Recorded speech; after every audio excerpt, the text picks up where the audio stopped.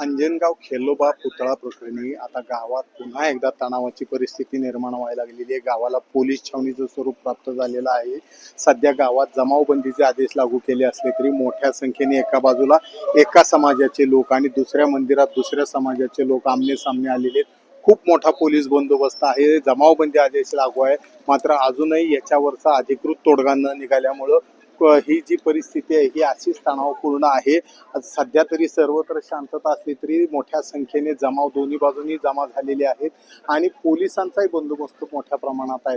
मात्र आता वरिष्ठ पोलीस अधिकारी आणि महसूलचे अधिकारी आल्यानंतर शांतता कमिटीची बैठक होण्याची शक्यता आहे। यासाठी माढ्याचे शरद पवार गटाचे आमदार अभिजित पाटील सुद्धा पोहोचणार आहेत इथं आणि याचबरोबर काल ज्यांनी ह्याच्यामध्ये मध्यस्थी केली होती ते पोलीस अधीक्षक अतुल कुलकर्णी आणि इतर महसूल अधिकारी पोहोचतील। मात्र अजूनही इथं न पोहोचल्यामुळं अशा पद्धतीचा तणाव निर्माण झालेला आहे आणि दोन्ही बाजूला दोन जमाव समोरासमोर आहेत आणि मध्ये पोलीस आहेत आणि एका बाजूला हा राष्ट्रीय मार्ग असल्यामुळं वाहतूकही मोठ्या प्रमाणात आहे। मात्र अशा परिस्थितीत आता लवकर तोडगा यातनं निघावा अशीच अपेक्षा गावकरी व्यक्त करीत आहेत।